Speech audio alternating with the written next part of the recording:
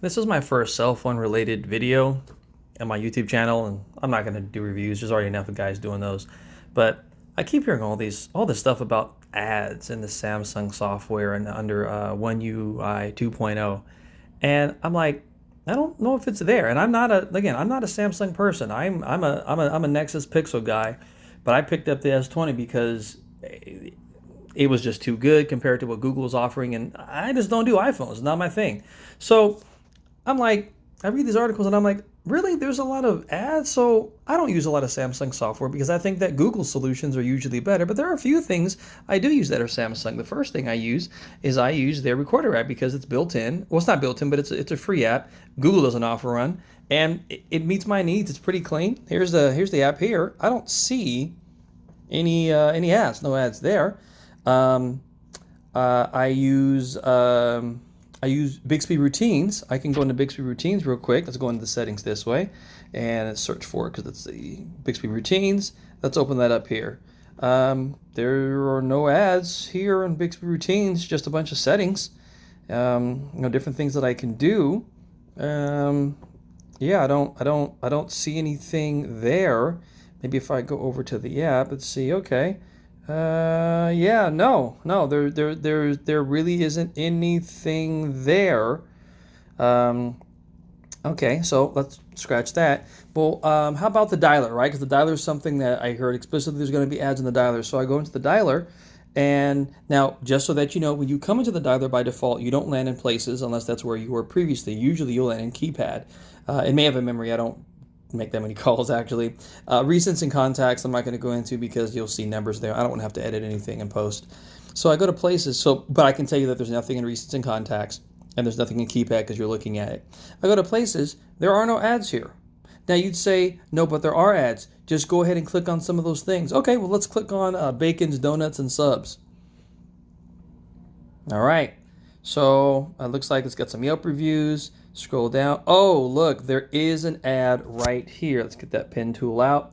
Right here. Angelo's and Vince's, probably Vince's, Restaurante.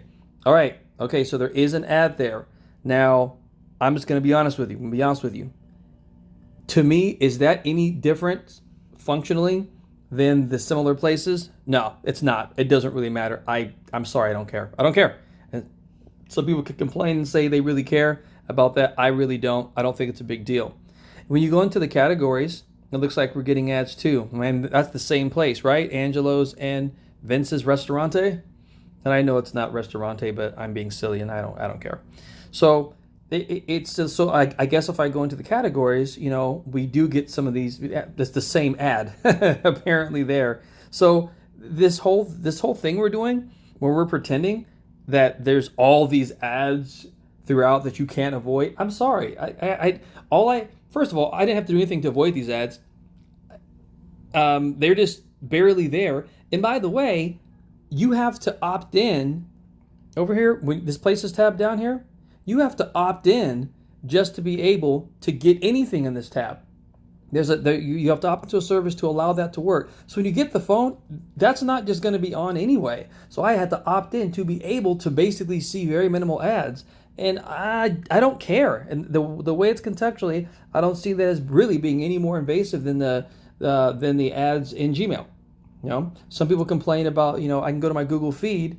You can see some things, and there might be some ads here, and like occasionally there's an ad that pops up in Google feed. But I'm trying to see if I could find something here. Yeah, I'm not really seeing much here. Yeah, nothing here today, but I have seen, oh, there it is right here, right here. So there's an ad right here in my Google feed. If you can't see it, this right here says ad. So this whole thing here is an ad. Okay. Now, again, I'm not trying to play Samsung versus Google, but let's be honest. Between the two that you've just seen, which is more annoying, which is more in your face? I'm going to say the Google ad. So this thing we're doing where we're pretending that Samsung is just doing a terrible job and they're throwing up ads and making their user experience terrible.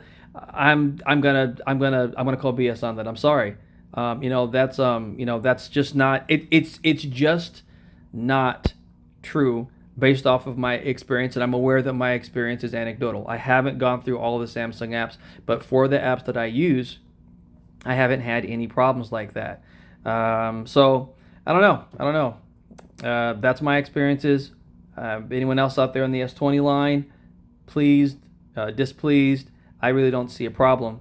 Um, yeah. And in case if there's any of you that are wondering how I got my home screen to be like this, I'm running Lawn Chair app launcher with the vertical scrolling app drawer, which is what it should be. And then if you're wondering how I got Google Feed on Samsung and get rid of that Bixby stuff on Launcher, there's a plugin that allows you to add the Google Feed in. So for those that care, then I think I turned off labels on the apps because you know your apps by the symbol, right? And then I got rid of the dock because why does anyone on Android need a dock? That's an iPhone thing. I'm not saying that to be derogatory. I'm just saying that's an iPhone thing. We don't use docks on Android. We don't need them. There's no real, there's no reason for it. So I went ahead and killed that. And of course, with that system-wide dark mode life.